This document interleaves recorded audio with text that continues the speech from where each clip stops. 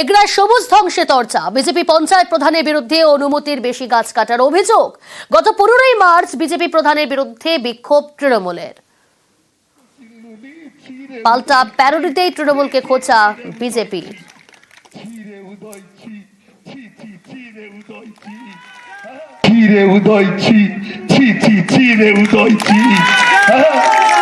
ଟଙ୍କା କୁଚିଲୁ ଗଛ କୁଚିଲୁ ପ୍ରଧାନଙ୍କର ମଶଟା କୁଚିଲୁ ନି ଛିରେ ଉଦଇଛି ଛି ଛି ଛିରେ ଉଦଇଛି।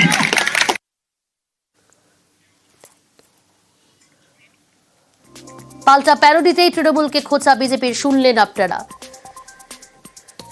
আর এই নিয়ে শুরু হয়েছে রাজনৈতিক চর্চা।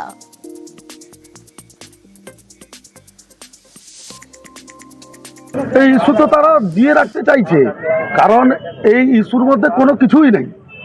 শুধুমাত্র রাজনৈতিক প্রতিহিংসা পরায়ণ হয়ে রাজনৈতিক চরিত্রকে চরিতার্থ করার জন্য এরা এই ধরনের একটা ভুয়া কথাবার্তা ছড়িয়ে দিচ্ছে, দিয়ে প্রধানকে ভয় দেখিয়ে দিয়ে প্রধানকে তারা তৃণমূল দলে যোগদান করিয়ে নিতে ভাবছে। কিন্তু এ প্রধান জীবনে তার শির কেটে দিবে, জীবনে সে তৃণমূল দলে চোরা দলে যাবে না। কিন্তু তাদের যে প্রতিহিংসা পরায়ণতার বিরুদ্ধে মানুষ রুখে দাঁড়িয়েছে, আর পঞ্চায়েতের প্রধানও দৃঢ় সংকল্প গ্রহণ করেছেন, না খাউঙ্গা না খানে দুঙ্গা। গাছের বন দপ্তর থেকে অনুমোদন দেওয়া হয়েছিল, বন দপ্তর অনুমোদন দিয়েছিলেন পঞ্চায়েতের আবেদন ক্রমে 825টি গাছ কাটতে পারবে গ্রাম পঞ্চায়েত। তার জন্য টেন্ডার করতে হবে, গ্রাম পঞ্চায়েত টেন্ডার করেছেন, 825টি গাছ কেটেছেন। ওই গ্রাম পঞ্চায়েতের প্রধান উপপ্রধানকে বলুন আপনারা যে আপনারা চলুন 825-এর বেশি গাছ কাটা হয়েছে কিনা এটা আমাদেরকে হিসাব করে দেখিয়ে দেন। তাদের চোখে আধার, কিন্তু দৃষ্টি রয়েছে স্পর্শে। এবার আঙুল দিয়ে ছুঁয়ে গাছের পাতা চিনতে পারবেন দৃষ্টিহীনরা। বিশ্বভারতীর গবেষক পড়ুয়ার গবেষণাপত্র পরশ পত্রালী।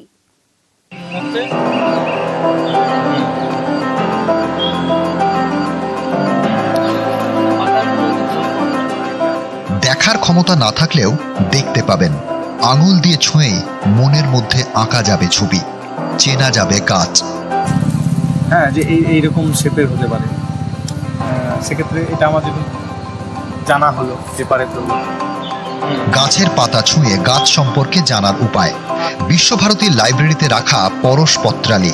বিশ্বভারতীর গবেষক সৌমিত্র হালদার, তাঁরই গবেষণাপত্র পরশ পত্রালী। পরশ পত্রালী ছুঁয়ে চেনা যাবে গাছ। এতে রয়েছে বিভিন্ন গাছের শুকনো পাতা, নিচেই ব্রেইল পদ্ধতিতে গাছ সম্পর্কে লেখা। এই লেখা আঙুল দিয়ে পড়ে গাছ সম্পর্কে জানা যাবে। প্রথম 20 থেকে 25টা পাতা নিয়ে প্রথম শুরু হয়েছিল। এটা আরও পরবর্তীকালে আরও অনেকগুলো বাড়ানো হয়েছে। কিটটা আছে পরশ পত্রালী, তাদের একটা সেম জায়গাতেই সমস্তটুকু, যাতে যারা ভিজুয়াল ইম্পেয়ার্ড সেখান থেকে তারা শিখতে পারে বা তারা জানতে পারে আর কি। চোখ সঙ্গ দেয়নি, পাশে বিশ্বভারতীর গবেষক পড়ুয়া সৌমিত্র হালদার এবং তার পরশ পত্রালী।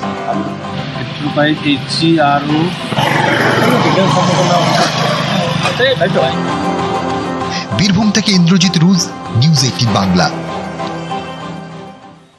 মেট্রোপথে যুক্ত হতে চলেছে বিমানবন্দর। মাটির নিচে তৈরি হচ্ছে ঝকঝকে স্টেশন। এটি হবে মাটির নিচে এশিয়ার অন্যতম বড় মেট্রো স্টেশন। নাম জয় হিন্দ। এসকালেটর থেকে ট্রাভেলেটর সবই থাকছে স্টেশনে। দেশের প্রথম মেট্রো চলে কলকাতায়।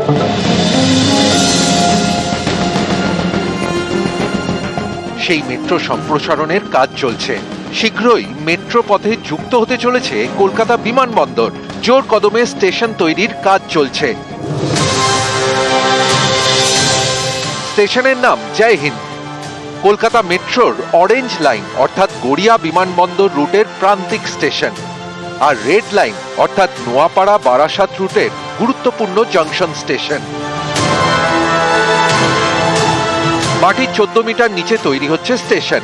তৈরি হচ্ছে 5টি প্ল্যাটফর্ম, যার প্রতিটির দৈর্ঘ্য 180 মিটার। এশিয়ার মধ্যে এটি মাটির নিচে অন্যতম বড় station. We have provided the area of our station, and as far as I understand, this is one of the biggest in Asia. বিমানবন্দর মেট্রো স্টেশনের মধ্যে মোট 5টি লাইন থাকছে।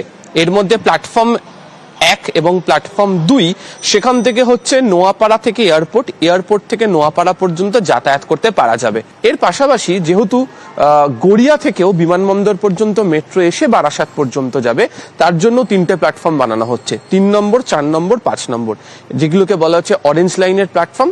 3, 4 এবং 5 নম্বর প্ল্যাটফর্মের কাজ অবশ্য চলছে, তবে ইয়েলো লাইন ব্যবহার করার জন্য 1 এবং 2 নম্বর প্ল্যাটফর্মের কাজ কার্যত শেষের পথেই। বিমানবন্দর এলাকায় মেট্রো স্টেশন, সুবিধাও থাকবে বিমানবন্দরের মতোই, সেই মতোই এগোচ্ছে মেট্রো কর্তৃপক্ষ। বিমানবন্দরের ধাঁচের যে ট্রাভেলেটর তারও ব্যবস্থা করে রাখা হচ্ছে, যাতে স্বল্প সময়ের মধ্যে বিমানবন্দর সন্নিহিত সমস্ত জায়গায় এবং বিমানবন্দর মেট্রো স্টেশনের প্ল্যাটফর্মে পৌঁছতে পারা যায়, সেই ব্যবস্থাই এই আধুনিক মেট্রো স্টেশনে করে ফেলা হয়েছে। বিমান যাত্রীদের সুবিধার কথা মাথায় রেখে তৈরি হচ্ছে কলকাতা মেট্রোর জয় হিন্দ স্টেশন। কলকাতা বিমানবন্দরের 1 নম্বর গেট, ঠিক 1 নম্বর গেটের পাশেই তৈরি করা হচ্ছে বিমানবন্দর মেট্রো স্টেশন বা জয় হিন্দ মেট্রো স্টেশনের মধ্যে ঢোকার যে ব্যবস্থা। সাবওয়ে এখান থেকেই শুরু, সিঁড়ির ব্যবস্থা থাকছে, এসকেলেটর থাকছে, চেষ্টা করা হচ্ছে প্রয়োজন এখানে লিফট দেওয়ার জন্য। এছাড়া যারা ধরুন বাসে করে এখানে কোনোভাবে এসে পৌঁছেছেন, তারাও মেট্রো ধরতে চান, তাদের জন্য ব্যবস্থা থাকছে। তার কারণ হচ্ছে এখান থেকে একদম সহজেই সংযুক্ত করার জন্য, অর্থাৎ যেখান থেকে সরকারি বাস পাওয়া যায়, পুরনো এয়ারপোর্টের যে সামনের অংশ তাকেও এখানে সংযুক্ত করে দেওয়া হয়েছে। জয় হিন্দ মেট্রো স্টেশনের একদিকে বিমানবন্দর, আরেকদিকে যশোর রোড। এই মেট্রো স্টেশনে থাকছে 6টা সিঁড়ি, 6টা লিফট এবং 9টা এসকালেটর। এর মধ্যে বিমানবন্দরের দিকে 3টে সিঁড়ি, 4টে লিফট এবং 6টা এসকালেটর, আর যশোর রোডের দিকে 2টো সিঁড়ি, 2টো লিফট এবং 3টে এসকালেটর।